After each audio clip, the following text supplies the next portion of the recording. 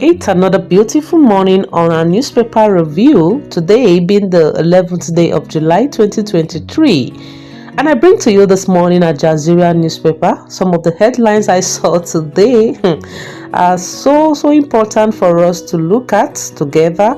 And thank you so much, my returning subscribers, for always watching my videos. And if you are viewing for the first time, you're highly welcome. Please subscribe to my YouTube channel for more videos.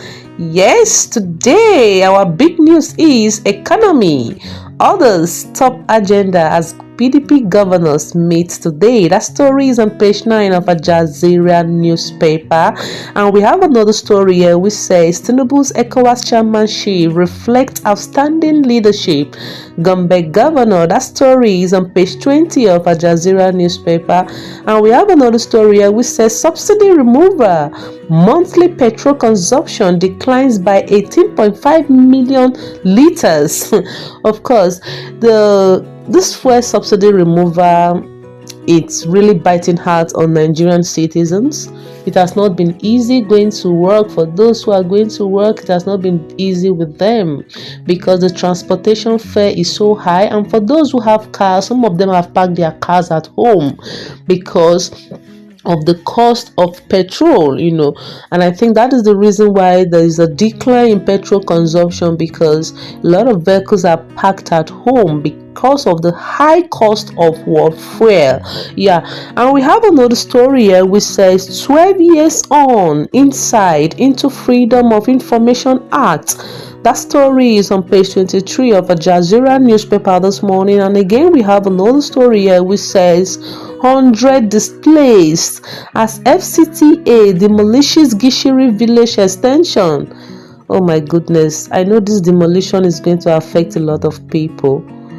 Yes, I know Gishiri village. I've stayed in Gishiri village, so I know the place and I know how the houses there are built. And even back then when I was living there, we keep hearing that there will be demolition. And when I heard about the demolition, I felt so sad because I know that so many people will be vulnerable, as a result of this demolition. But anyway, we pray that they find solutions to their problems. And we have another story here which says Ekiti Assembly expresses confidence in Bamidele as Senate leader.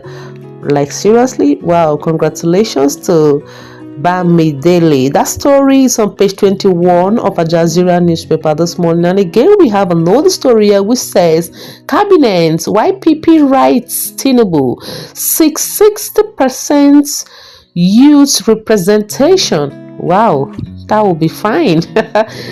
That story is on page 9 of Aljazirah newspaper. And again, we have another story here which said Q1 capital inflows drop by 28% as FDI others shrink.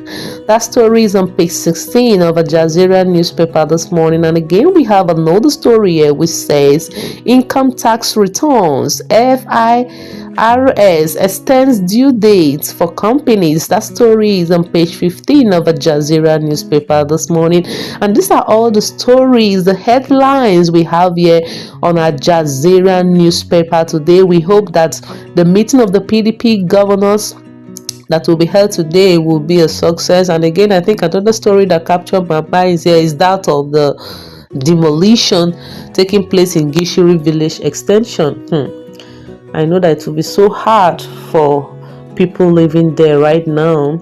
And again, this monthly petrol consumption declines by 18.5 million liters.